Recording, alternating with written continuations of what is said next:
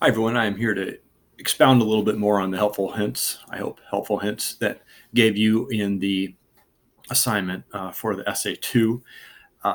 And let me just talk a little bit about each of those hints and try to give you a more um, illustration of what I'm talking about. First of all, I'm going to take the French Revolution and different perspectives on the French Revolution as our topic here, because you've been doing that recently with Unit 2, Check A, as well as the Unit 2 discussion. So I want to try to use that as something, as an example, and then you'll hopefully be able to apply that to the Essay 2. And if you have any questions about that or aren't seeing the connections, do feel free to get in contact with me, and I will be happy to try to explain further. All right. Well, the helpful hints that I have on the Essay 2 assignment, first of all, each of the primary sources has an introduction at the beginning. You want to try to understand who's writing. Okay, that does matter. If we're keeping in mind the questions from analyzing primary sources, that particular sheet, it does matter who has actually produced the document. Okay, and that's kind of fairly self-explanatory, but that people have limited perspectives, okay, including me, including you, and even about events that we see up close in person that we remember. People are limited, and therefore they have different perspectives. And if we're trying to understand, what has gone on in history, then we want to try to take a look at multiple perspectives if we can. Okay, so that's why you want to read the introduction. And as I note there, the introductions are not part of the primary sources. They are helpful for you there, but the introductions themselves are considered secondary sources. Okay, so the next thing to keep in mind here is that those backgrounds and everything, they matter. And let's take an example here of the French Revolution. French Revolution is a complex event, and in some ways there are different stages of it, or maybe even different revolutions.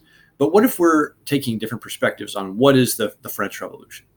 Okay, if you look in your sources for Forging the Modern World book, chapter 6, we have in source 6.2 6.3, the Declaration of the Rights of Woman and the Female Citizen. Okay, and that can call our mind back to the Declaration of the Rights of Man and the Citizen, which is a link that's associated with Development 2.2, and a document from that. It was originally a document, not a link. There was no internet in 1791, of course. So what's going on here?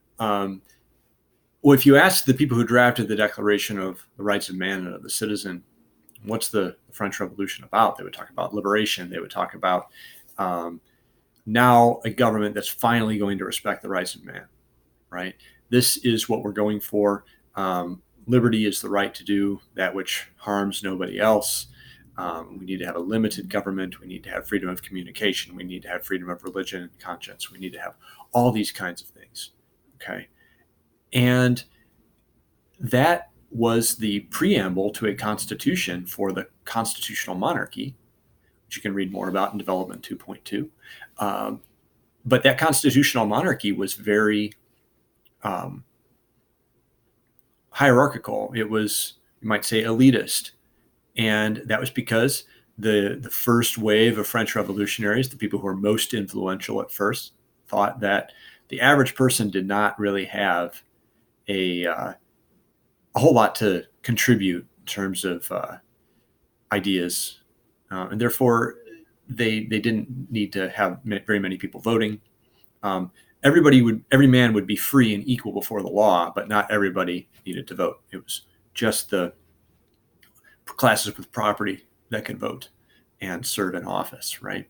And so they would see that as the essence of the French Revolution. Those who supported that first phase. Okay.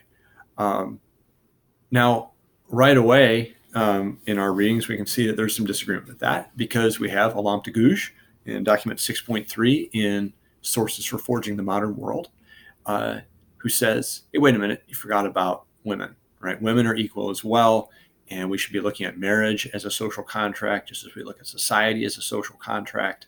Okay, these things that we've got here in the Declaration of the Rights of Man and Citizen should be applied to women too. Okay, and so for her, there was a lot of failure in the first stage of the French Revolution. Okay, so just in those two documents, we have two different views of what the French Revolution was accomplishing or not accomplishing.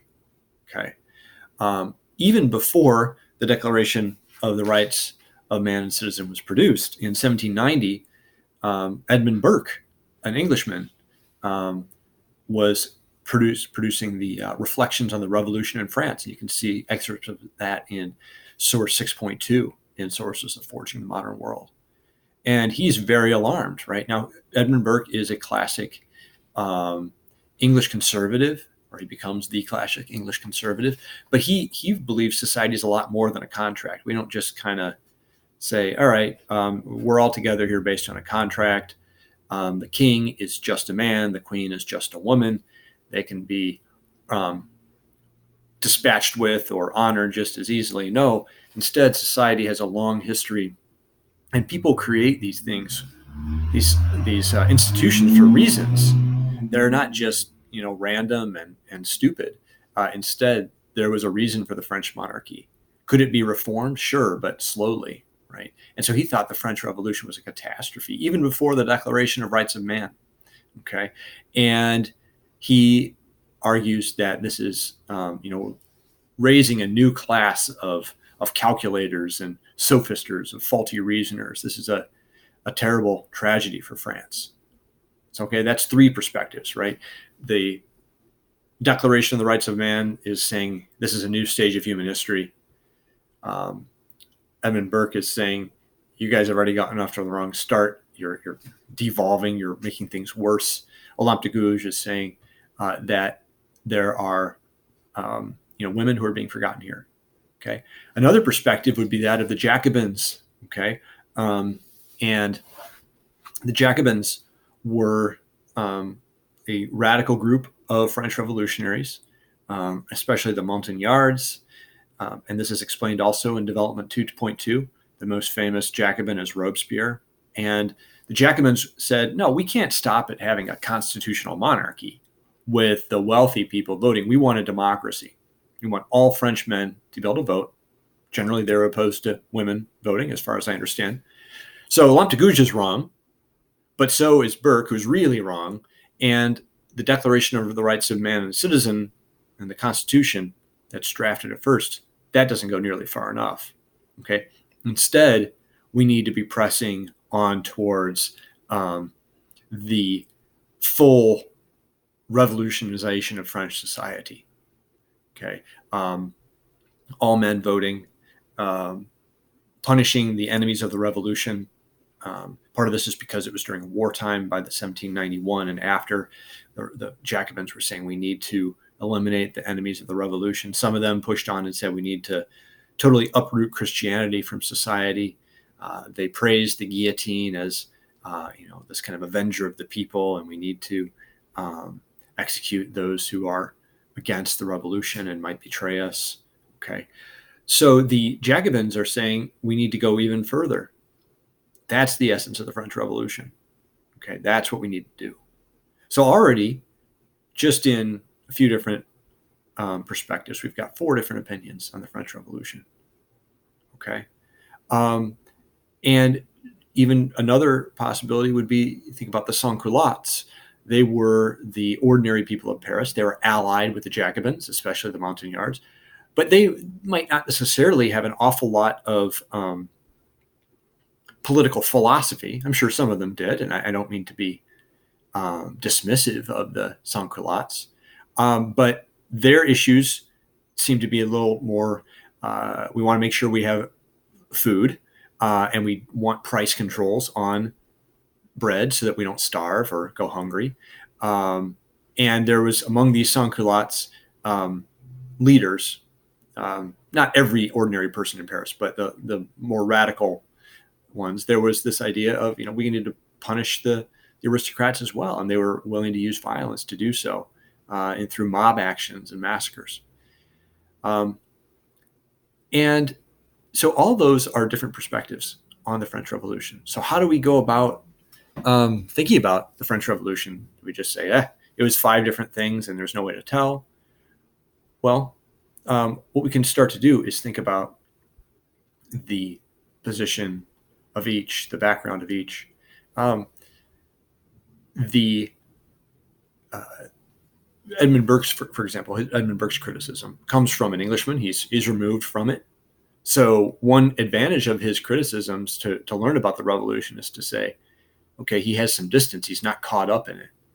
On the other hand, he's from the kind of upper class group, aristocratic group in England that would be most threatened by the revolution. Okay, so you keep that in mind too. Of course, he's really not going to like it. You have the Jacobins, who are very influenced by Enlightenment ideas and Jean-Jacques Rousseau's ideas. And so they, of course, want to push the revolution further. Okay.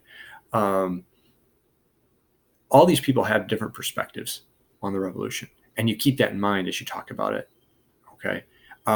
And it's also helpful if you can think of, if we have sources that just give the experiences of ordinary people. Okay. That are not necessarily arguing for something, but are reporting their experiences. Okay. So people who were imprisoned, or people who were part of the justice system, or people who were rebelling against the authority. And what we start to do is to try to have something to say about the complexity of the revolution. Okay. On the one hand, there were some serious political changes, even with the constitutional monarchy. But it was also, at that first stage, very purposely undemocratic, right? Purposely not including of men without property in the voting. And there's reasons for that, right? Because a lot of Enlightenment thinkers didn't really think that ordinary people had an awful lot to contribute ideologically. Their thoughts, they should be treated well, but not influential.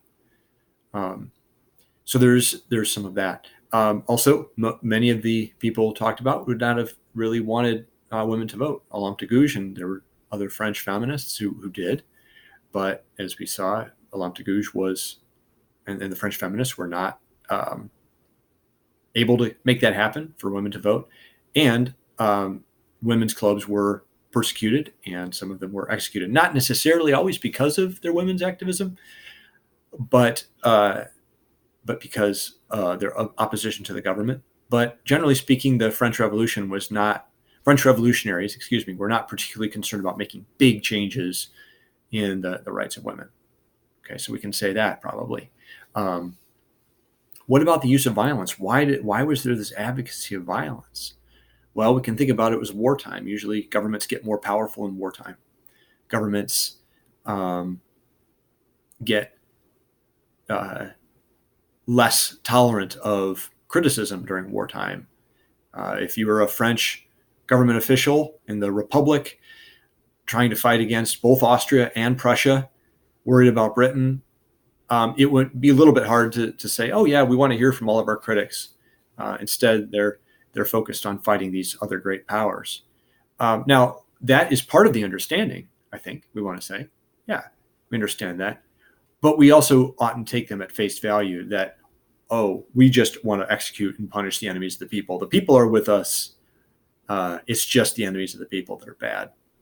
Okay.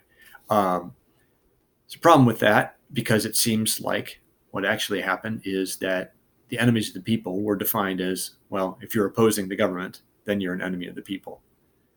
And that those two things don't have to be the same thing. There can be criticism of the government that doesn't involve being an enemy of the people.